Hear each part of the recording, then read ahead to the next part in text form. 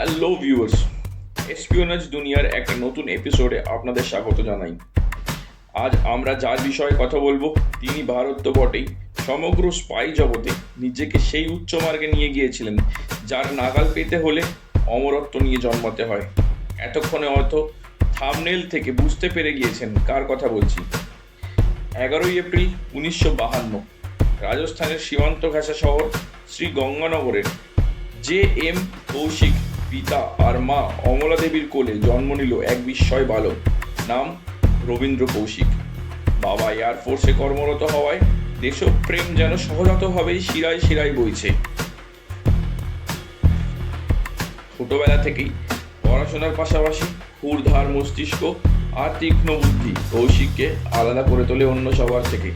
কলেজে পড়তে পড়তেই নাটকের প্রতি প্রেম তাকে থিয়েটারের প্রতি আকৃষ্ট করে। সীমান্তবর্তী শহর সাথে থিয়েটারের যোগদান, এই দুইয়ের যোগাযোগের মাধ্যমে ভাষার প্রতি প্রখর জ্ঞান ও উচ্চারণে সাবলীল ভাব বরাবরই তার মজ্জাগত। কৌশিকের দিনচর্চা এরকমই চলছিল। হঠাৎই ইন্টার কলেজ ড্রামা কম্পিটিশনের জন্য কৌশিককে 1975 সালে আসতে হয় লখনৌতে। আর এখানেই কৌশিক নজরে পড়েন রয়ের আধিকারিকদের। সুদর্শন চেহারা, চোখে মুখে বুদ্ধিমত্তার ছাপ আর সাবলীল বাচনভঙ্গি কৌশিককে রয়ের আধিকারিকদের নজরে আনে। শোনা যায় কৌশিক এখানে এক সেনা জওয়ানের ভূমিকায় অভিনয় করছিল, যে কিনা 1971-এর যুদ্ধে নিজের সহকর্মীদের হারিয়ে চরম ব্যথিত তো হয়েই ছিল, কিন্তু পর মুহূর্তেই রণাঙ্গনে রুদ্রমূর্তি ধারণ করে। অভিনয় এতটাই সাবলীল ছিল যে দর্শকেরা ভীষণভাবে আবেগঘন হয়ে পড়েছিল এবং তাদের চোখ থেকে বিন্দু বিন্দু আকারে দেশপ্রেম ঝরে পড়ছিল।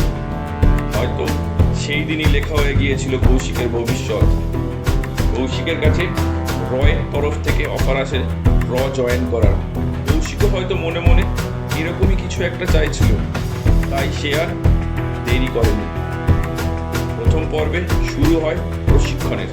প্রথমেই তাকে তার নিজস্ব বেশভূষা থেকে মুসলিম বেশভূষাতে রূপান্তরিত করা হয় ও তার সাথে সাথে একজন মৌলবীর কঠোর অনুশাসনে তাকে মুসলিম ধর্মের প্রাথমিক পর্যায়গুলো সম্পর্কে ধীরে ধীরে অবহিত করা হয়, যেমন উর্দু পড়তে ও লিখতে শেখা, মানুষের সাথে কিভাবে ওঠা বসা করতে হয় তা জানা, কিভাবে মেলামেশা করতে হয় তা শেখা, উর্দু বাচনভঙ্গি, সাথে নামাজ পড়া, কলমা পড়া ইত্যাদি।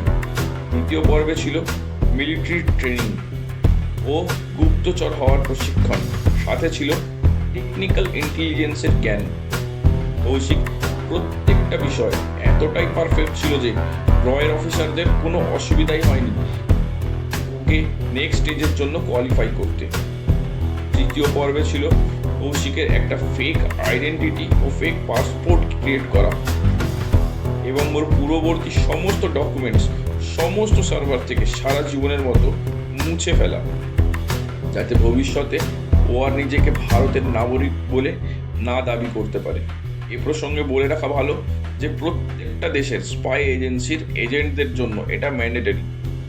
সমস্ত কিছুই পরিকল্পনা মাফিক এগোচ্ছিল এবং কিছুদিন পর কৌশিককে রাজস্থান বর্ডার দিয়ে পাকিস্তানে প্রবেশ করানো হয় নবী আহমেদ সাকির ছদ্মনামে।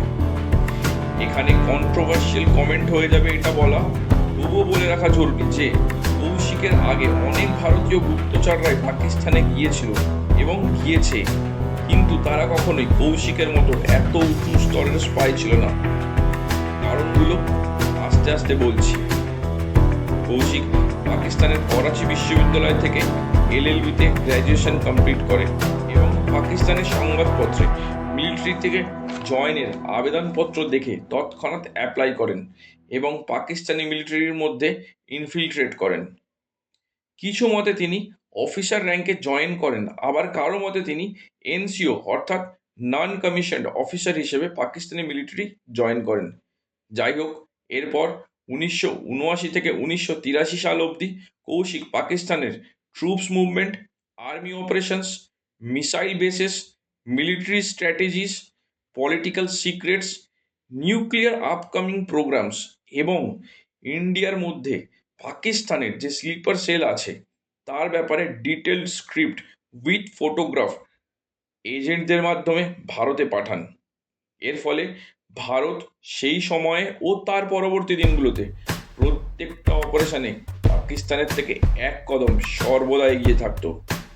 কিন্তু ভাগ্যের নির্মম কি পরিহাস, ইন্ডিয়া থেকে যাওয়া আরও একটা এজেন্ট ইনায়েত মাসিহা আইএসআই এর হাতে ধরা পড়ে এবং টর্চারের পর তার থেকে ব্ল্যাক টাইগার অর্থাৎ কৌশিকের নাম সামনে আসে। কৌশিককে অ্যারেস্ট করা হয় এবং তার উপর নির্মম অত্যাচার করা হয়, কিন্তু কৌশিক কোনো অপারেশন রিলেটেড সিক্রেটই শেয়ার করেনি। আর প্ল্যান মাফিক ভারতও কখনো স্বীকার করেনি যে কৌশিক ইন্ডিয়ার এজেন্ট। পাকিস্তান সুপ্রিম কোর্ট কৌশিককে লাইফ টাইম ইমপ্রিজনমেন্ট অর্থাৎ যাবজ্জীবন কারাবাসে দণ্ডিত করে এবং শেষ খবর অনুযায়ী 21শে নভেম্বর 2001 পাকিস্তানের মিয়াওয়ালি জেলে কৌশিক টিবি রোগে আক্রান্ত হয়ে শেষ নিঃশ্বাস ত্যাগ করেন। এর সাথে সাথে শেষ হলো এক অধ্যায়ের। ভিউয়ার্স, যদি ভালো লেগে থাকে এই এসপিওনাজ রিয়েল স্টোরিটি তাহলে অনুপ্রাণিত করবেন, আর অনিচ্ছাকৃত কিছু ভুল বলে থাকলে ক্ষমা করবেন। এখনকার মতো এ পর্যন্তই, দেখা হবে আবার অন্য কোনো এক রোমাঞ্চকর অভিজ্ঞতা নিয়ে। ততক্ষণ পর্যন্ত ভালো থাকুন, সুস্থ থাকুন, সাবধানে থাকুন। কে বলতে পারে হয়তো অন্য কোনো কৌশিক অন্য কোনো নামে দাপিয়ে বেড়াচ্ছে পাকিস্তানে। জয় হিন্দ, বন্দে মাতরম, ভারত মাতা কি জয়।